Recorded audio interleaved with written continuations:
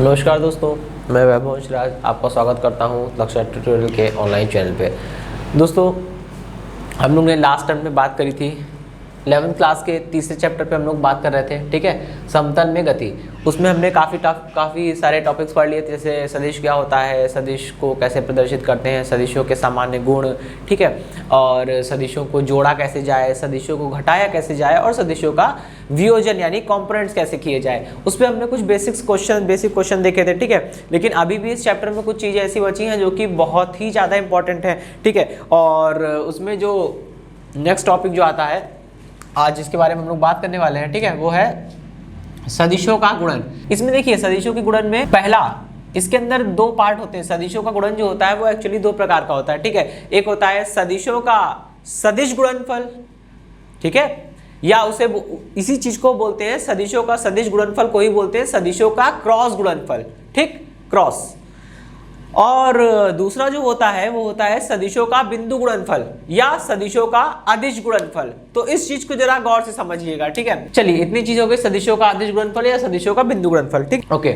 अब इसको परिभाषित कैसे करेंगे, ठीक है। जैसे मान लीजिए कि आपके पास दो सदिश है, पहला सदिश है ये, ठीक है, करना कुछ नहीं है, आपको इनका और इनका क्या करना है, गुणा करना है। और अभी हम लोग किस टाइप के गुणनफल पे बात कर रहे हैं, अभी हम लोग कौन सा गुणनफल पढ़ रहे हैं, अभी हम लोग सदिशों का अदिश गुणनफल यानी कि सदिशों का बिंदु गुणनफल पढ़ रहे हैं, ठीक है। तो अभी हम बिंदु गुणनफल के बारे में बात करेंगे। देखिए, बिंदु गुणनफल के लिए भी हमको करना क्या है, हमको इसे ऐसे अरेंज करना है, इसे इस प्रकार से व्यवस्थित करना है कि दोनों सदिशों की टेल, दोनों सदिशों का टेल मतलब ये और ये तो हेड होता है, बताया था आपको, ठीक है। दोनों सदिशों का टेल आपस में क्या करे, एक ही बिंदु पर आके कोइंसाइड कर जाए। कोइंसाइड करने का मतलब होता है एक ही बिंदु पर आके दोनों अटैच हो जाए, दोनों एक ही बिंदु पर टच करें एक दूसरे को, ठीक है। चलिए, तो अब इसको इस प्रकार से व्यवस्थित करना है, तो क्या करा जाए, इसको सपोज करिए ए को फिक्स रहने दीजिए, बी को उठा के इसके पास ले आइए, इसको यहाँ से उठा के सपोज करिए आपने इसको यहाँ से उठाया और यहाँ पे लाके से शिफ्ट कर दिया, कोई दिक्कत तो है नहीं, है ना। चलिए, तो इसको हमने यहाँ पे ऐसे शिफ्ट कर दिया, ये हमारा वेक्टर बी हो गया। अब मैं इसको मिटा देता हूँ। दो वेक्टर हैं, देखिए, ठीक है, दो वेक्टर है, अरेंज है, इनके बीच का एंगल कुछ ना कुछ बन रहा होगा, बिल्कुल। ये एंगल कितना है, हमने सपोज कर लिया, ये एंगल भैया कितना है, थीटा है, ठीक है। अब करेंगे क्या, वेक्टर ए से बी पर प्रोजेक्शन ड्रॉ करेंगे, मिलेगा हमें ये इतना पोर्शन जो मिलेगा। अब यहाँ पे आप कॉन्सेप्ट लगाइए सदिशों का वियोजन। आप इसको बी को भूल जाइए, आप बी को भूल जाइए और मुझे केवल इतना समझकर इतना बताइए कि आपने सदिशों के वियोजन के बारे में पढ़ा था। मैंने बताया था कि अगर आप किसी सदिश को, किसी द्विविमीय सदिश को दो परस्पर लंबवत घटकों में वियोजित कर रहे हैं, तो वो घटक जिसके साथ सदिश थीटा या अल्फा कोई भी कोण बनाता हो, वो वाला हिस्सा कॉस में आएगा, ठीक है। तो जरा गौर करिए, अभी बी को भूल जाइए, ए इसके साथ यानी वेक्टर ए जो है वो क्षैतिज दिशा के साथ, हॉरिजॉन्टल डायरेक्शन के साथ एंगल बना रहा है। देखिए, एंगल बना रहा है कि नहीं, ये जो वेक्टर है वो क्षैतिज दिशा के साथ हॉरिजॉन्टल डायरेक्शन के साथ एंगल बना रहा है। तो बस ये वाला हिस्सा कितना आएगा, ये वाला हिस्सा आएगा कॉस में, यानी ये हो जाएगा ए कॉस थीटा, ठीक है। चलिए, ए कॉस थीटा, और ये एज इट इज रहेगा, ठीक। तो बस अब यहाँ पे जो बिंदु गुणनफल होता है उसको हम लोग देखिए कैसे लिखते हैं, उसको हम लोग ऐसे लिखते हैं a डॉट बी, इसीलिए इसे बिंदु गुणनफल कहते हैं, ठीक है। मैं एक एक चीज का मतलब बताऊंगा, समझते चलिएगा। सदिशों का बिंदु गुणनफल इसलिए कहते हैं क्योंकि इसको हम लोग लिखते हैं a डॉट बी, इसको पढ़ते, इसकी वैल्यू जो आती है वो कितनी आती है, वो आती है a b cos थीटा, ठीक है। इतनी चीज समझ आ गई। अब इसको परिभाषित कैसे करें, जरा इसको गौर से देखिए। क्या मैं इसी चीज को ऐसे लिख सकता हूं कि a cos थीटा को एक ब्रैकेट में कर लिया और b को हमने बाहर भेज दिया, कोई दिक्कत तो नहीं है। आखिर ये सब स्केलर है ना, स्केलर मतलब सब, ये सब अदिश राशियां तो हो गई, क्योंकि यहाँ क्या लिखा है, यहाँ a लिखा है, a के ऊपर वेक्टर नहीं है दोस्तों। और मैंने बताया था केवल a लिखा है, केवल b लिखा है, उसके ऊपर वेक्टर नहीं है, तो समझ जाइएगा वो वेक्टर नहीं बोल रहा है, वो क्या बोल रहा है, वेक्टर का मैग्नीट्यूड यानी सदिश के परिमाण के बारे में बात कर रहा है। और किसी भी सदिश, चाहे सदिश कैसा ही क्यों ना हो, उसका परिमाण हमेशा क्या होता है, उसका परिमाण हमेशा एक स्केलर होता है, ठीक है, एक फिक्स, एक कांस्टेंट वैल्यू होगी। चलिए, तो ये भी स्केलर है, ये भी स्केलर है, ये भी स्केलर। अगर मान ली 2 गुणे 3 गुणे 5 लिखा है, उसको 5 गुणे 3 गुणे 2 कर दें तो कोई फर्क पड़ेगा नहीं ना, आएगा तो 30 ही ना, तो खत्म। वैसे हमने क्या किया, इसको इस तरह से अरेंज कर दिया। अब जरा गौर करिए और दिमाग चलाइए। ठीक है, आप इसको क्या बोल सकते हैं कि दो सदिशों का बिंदु गुणनफल जो है वो पहले सदिश का दूसरे सदिश की दिशा में घटक तथा दूसरे सदिश के परिमाण के गुणनफल के बराबर होता है। एक बार फिर समझिएगा, ये जो a cos थीटा आ रहा है वो क्या है, वो पहले सदिश a का दूसरे सदिश b की दिशा में घटक ही तो है, ये घटक ही तो है b की दिशा में। भाई वेक्टर a का कंपोनेंट लेंगे अगर आप b की डायरेक्शन में तो कितना आएगा, a cos थीटा आएगा, सिंपल। तो आप क्या बोल सकते हैं कि दो सदिशों का बिंदु गुणनफल पहले सदिश का दूसरे सदिश की दिशा में घटक तथा दूसरे सदिश के परिमाण के गुणनफल के बराबर होता है। ठीक है, ये तो हो गई इसकी पहली परिभाषा जो कि काफी अच्छी मानी जाती है। ठीक है, एक परिभाषा हमने इसको देखकर बनाया, एक परिभाषा इस फॉर्मूले को देखकर बनाई है, काफी इजी है भाई। वेक्टर ए क्या है, वेक्टर ए का परिमाण, बी क्या है, वेक्टर बी का परिमाण, थीटा क्या है, दोनों के बीच का एंगल। तो बस आप क्या बोलेंगे, दो सदिशों का बिंदु गुणनफल या दो सदिशों का अदिश गुणनफल, दोनों सदिशों के परिमाणों, देखिए दोनों सदिशों के परिमाणों तथा दोनों सदिशों के बीच के कोण की कोज्या, कोण की कोज्या का मतलब क्या होता है, ये कोज्या।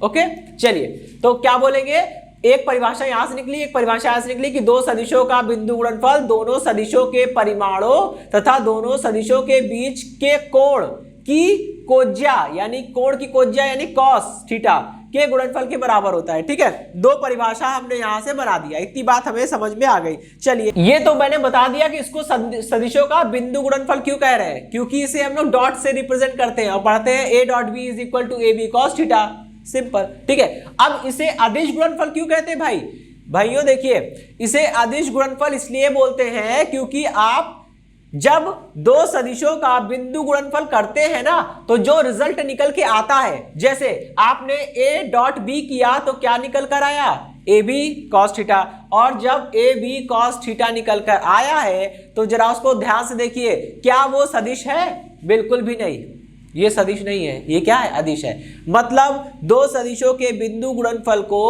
हम लोगों ने अदिश गुणनफल कहा है, तो केवल और केवल इसलिए कहा है क्योंकि दो सदिशों का बिंदु गुणनफल करने पर जो आ रहा है वो क्या है, वो एक अदिश है।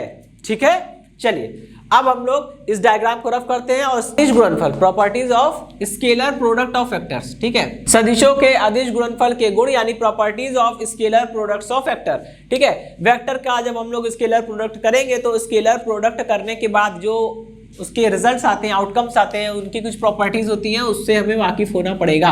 ठीक है, ओके, चलिए अब हम लोग आगे बढ़ते हैं। पहली प्रॉपर्टी जो होती है, ठीक है, सदिशों के अदिश गुणनफल के निम्न गुण होते हैं। पहला गुण जो होता है वो ये होता है कि क्रम विनिमय होता है, क्रम विनिमय के नियम का पालन करता है। ठीक है, क्रम, हमने कहा a डॉट b, इसका मतलब क्या है, पहले जो मैंने लिखा है ना इसका मतलब समझ लेते हैं। इसका मतलब क्या होता है, इसका मतलब होता है कि a डॉट b जो है वो क्या है, वो बराबर है किसके, b डॉट a के। आइए देखते हैं कैसे। मान लीजिए आपने दो वेक्टर बना लिए, ठीक है, ये वेक्टर a है और ये वेक्टर हमारा b है। चलिए अब क्या करेंगे, a और b के बीच का एंगल निकालना है। तो दोस्तों यहाँ पे ध्यान रखिएगा, एंगल को आप कैसे मेजर करेंगे, एंगल को दो तरह से मेजर कर सकते हैं। एक होता है ये डायरेक्शन, एक होती है ये डायरेक्शन। गौर करिएगा, घड़ी ऐसे ऐसे चलती है, ठीक है, यानी ये क्या है, ये घड़ी के चलने की दिशा है। घड़ी के चलने की दिशा को क्या बोलते हैं, दक्षिणावर्त बोलते हैं। ठीक है, क्लॉकवाइज। और क्लॉकवाइज की अगर हम बात करें तो, अगर हम क्लॉकवाइज की बात करें तो क्लॉकवाइज एंगल, ठीक है, एंटी क्लॉकवाइज एंगल जो होता है वो पॉजिटिव होता है। ठीक, इतनी चीज आ गई होगी समझ में। अब यहाँ देखिए, पहले मैं a डॉट बी निकालता हूँ। ठीक है, पहले मैं निकालूंगा a डॉट बी। अब यहाँ देखिए, वेक्टर का ऑर्डर मैटर करता है। ऑर्डर का मतलब वेक्टर ए मैंने पहले लिखा है तो पहले किसकी बात करेंगे, वेक्टर ए की बात करेंगे। अब वेक्टर ए से बी का एंगल निकालिए, वेक्टर ए से बी का एंगल निकालेंगे और कौन सी डायरेक्शन में मेजर करेंगे, हम लोग मेजर करेंगे हमेशा ऐसा मेजर करेंगे कि पॉजिटिव आए भाई। तो ए से बी मेजर करना है। ठीक, चलिए तो अगर देखिए, सपोज करिए, समझिएगा जरा, अगर हम ये वाला एंगल मेजर करते हैं ऐसे, तो देखिए हम घड़ी के चलने की डायरेक्शन में चल रहे हैं, तब एंगल हमारा ये थीटा ना होके कितना होगा, माइनस थीटा होगा।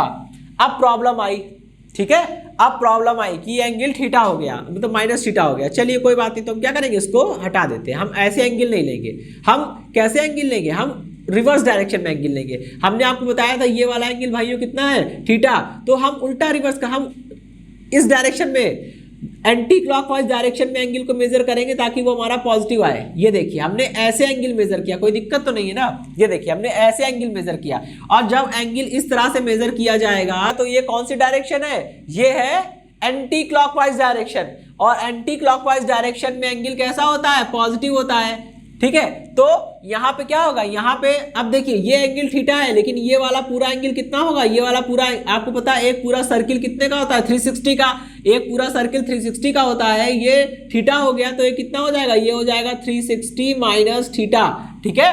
ओके, तो चलिए हम लोग क्या करेंगे, अब दो सदिशों का बिंदु गुणनफल होता कितना है, पहला वेक्टर ए लिख दिया, पहले वेक्टर का परिमाण यानी ए, दूसरे वेक्टर का परिमाण यानी बी, और दोनों वेक्टर के बीच का एंगल, दोनों वेक्टर के बीच का एंगल, और भाइयों कौन सा एंगल लेंगे हम लोग, पॉजिटिव लेंगे, ठीक है, क्योंकि निगेटिव लेने से कोई मतलब है नहीं। आप ले भी सकते हो, मैथमेटिक्स है, कुछ सोच समझ के ही बनाई गई है, बिल्कुल वही आएगा, ठीक है। अभी मैं करके दिखा भी दूंगा, देखिए, ठीक। चलिए तो अभी हम ये वाला एंगल लेंगे क्योंकि एंटी क्लॉकवाइज एंगल पॉजिटिव होता है, इसलिए ऐसा कर रहे हैं, ठीक है, और कोई दिक्कत नहीं है। चलिए कितना हो गया, यहां रखिए 360 माइनस थीटा।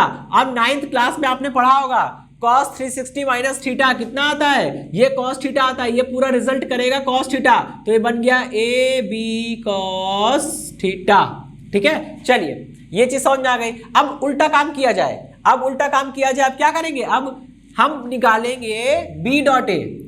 भाई अगर आपको प्रूफ करना है कि ए डॉट बी बराबर बी डॉट ए होता है तो उसका केवल और केवल सबसे सरल तरीका यही हो सकता है कि क्या करिए, ए डॉट बी निकालिए, बी डॉट ए निकालिए, दोनों को इक्वेट कर दीजिए और देखिए आ रहा है बराबर कि नहीं। चलिए अब यहां पे पहला वेक्टर क्या है, बी, दूसरा वेक्टर क्या है, ए, तो पहले हम बी से ए को मेजर करेंगे, उल्टा काम नहीं करना है कि ए से बी को मेजर कर रहे हैं, बी से ए को मेजर करेंगे। अब एंगल जो नापना है, एंगल मेजर होगा, मेजरमेंट होगी वो बी से ए की ओर होगी, और दोस्तों ऐसी मेजरमेंट लेनी है कि वो पॉजिटिव एंगल आए।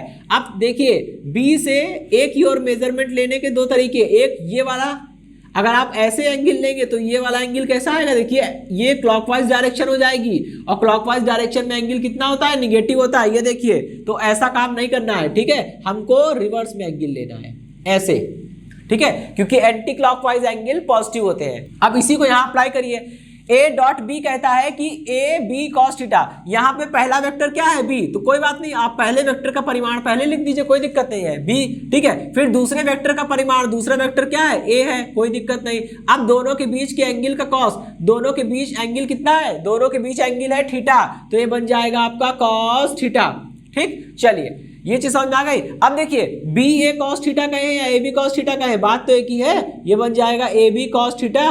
चलिए अब देखिए ए डॉट बी बराबर बी डॉट ए है या नहीं, बिल्कुल है, तो ये बात समझ में आ गई, ये बात सही है, ठीक है। चलिए अब बात करते हैं हम लोग सेकंड गुण की, सेकंड प्रॉपर्टीज की, ठीक है। सेकंड प्रॉपर्टी ये पालन करता है, ठीक है। सेकंड प्रॉपर्टीज की ये होती है कि अदिश गुणनफल जो होता है, ठीक है, अदिश गुणनफल वितरण नियम का पालन करता है। चलिए अब वितरण नियम का मतलब क्या होता है, सपोज करिए ऐसे लिखा है ए डॉट बी प्लस सी, ये चीज समझ में आई, ए डॉट बी प्लस सी।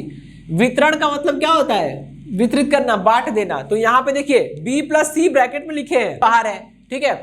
तो अब अगर ये मैथमेटिकल एक्सप्रेशन होता तो आप यहाँ बोर्ड मास लगाते और फिर उसके अकॉर्डिंग आप उसको प्रेफरेंस देते, ब्रैकेट ऑफ, ठीक है, और डिवीजन, मल्टीप्लिकेशन, एडिशन, सब्ट्रैक्शन, ये सब करते हैं आप लोग, ठीक है। उसके हिसाब से आप देखिए यहाँ पे बोर्ड मास लगाना है, ठीक है। लेकिन ये मैथमेटिकल एक्सप्रेशन नहीं है, ये क्या है, ये वेक्टर्स है। यहाँ पे देखिए पहले आप क्या करेंगे, इसका इससे मल्टीप्लाई करेंगे, देखिए ए, ठीक है।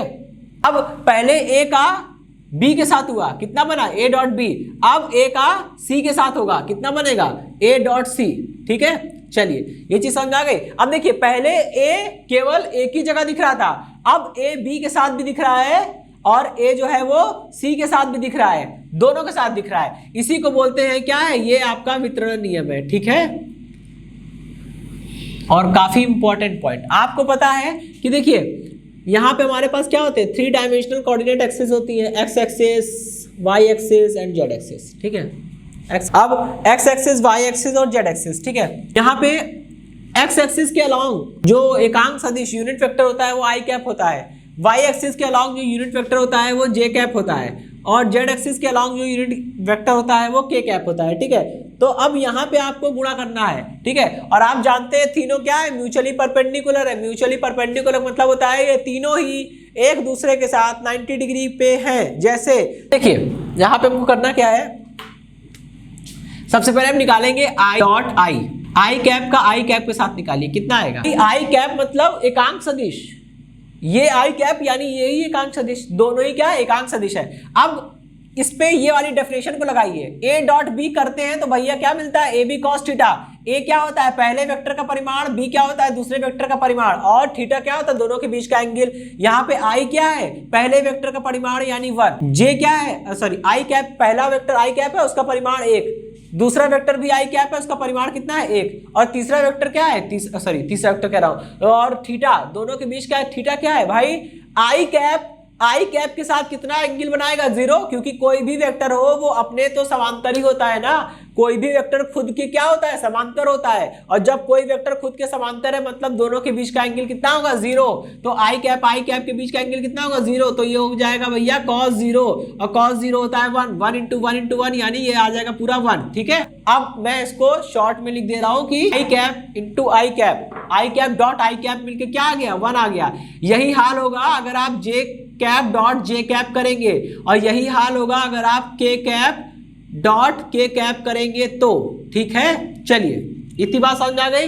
अब हम लोग बात करते हैं इसके आगे, आई कैप डॉट जे कैप। यहाँ पे इसी फॉर्मूले पे इसको अप्लाई करिए। पहला वेक्टर है आई कैप ए डॉट बी करने पर कितना आता है, ए बी कॉस थीटा। ए मतलब पहले वेक्टर का परिमाण, बी मतलब दूसरे वेक्टर का परिमाण, और थीटा मतलब दोनों के बीच का एंगल। यहाँ पे आई कैप यानी पहले वेक्टर का परिमाण है 1, और बी मतलब दूसरे वेक्टर का परिमाण, यहाँ दूसरा वेक्टर क्या है जे कैप, और जे कैप भी तो भैया एकांक सदिश होता है, क्यों, जे कैप भी तो एकांक सदिश होता है। अब जे कैप एकांक सदिश है तो उसका परिमाण भी कितना होगा, 1 होगा।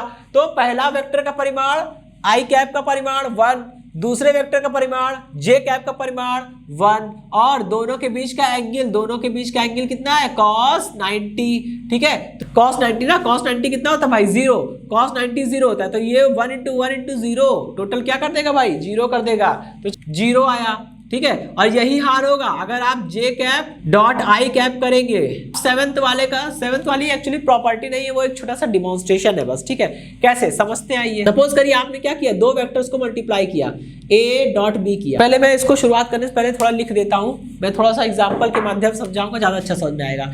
वैसे कोई प्रॉपर्टी नहीं है, ठीक है, आपको एक डेमो दे रहा हूं ताकि आप क्वेश्चंस को इजीली कर सके। ठीक है, क्वेश्चन को इजीली कर सके। जैसे मान लीजिए एक वेक्टर ए क्या है, वेक्टर ए एक त्रिविमीय सदिश है। दोस्तों त्रिविमीय सदिश को इंग्लिश में बोलते हैं 3 डायमेंशनल वेक्टर, और 3 dimensional vector is a vector which has i, j as well as k component, that is it must have ax, ay and az। ठीक है, तो ax i cap plus ay j cap plus az into k cap. यहां से आप इसको निकाल लीजिए, ए कितना आ जाएगा, ए आ जाएगा। ए देखिए दोस्तों मैं ए की बात कर रहा हूं, ए मतलब वेक्टर ए का मॉड। वेक्टर ए का मॉड कैसे मिलेगा, इक्वल टू ए एक्स का स्क्वायर प्लस ए वाई का स्क्वायर प्लस ए जेड का स्क्वायर। ठीक है, इसी तरह से vector b is equal to कितना होगा, b x i cap plus b y j cap plus b z के कैप। इसी को मैं क्या लिख सकता हूं, इसी को लिख सकता हूं b is equal to under root के कैप को मल्टीप्लाई करेंगे तो ए जेड बी जेड बाहर आ जाएगा, के डॉट के कितना होता है 1 होता है। ये देखिए a dot b by definition क्या होता है, ए बी कॉस थीटा। यहां से हम कॉस थीटा की वैल्यू निकालेंगे तो कितना आएगा, cos theta is equal to ये ऊपर जो लिखा है a x b x plus a y b y plus a z b z. ठीक है, अपॉन में अब यहाँ पे ये ए बी अपॉन में आ जाएगा। ए क्या है, ए मतलब मॉडुलस ऑफ वेक्टर ए, और ये कितना है, मॉडुलस ऑफ वेक्टर ए का मतलब है a x square plus a Y square plus a Z square. B की वैल्यू निकालिए, कितना आएगा, बी की वैल्यू मतलब मॉड ऑफ बी कितना आ जाएगा, b x square plus b y square plus b z square. ठीक है, तो दोस्तों ये देखिए इतना आया।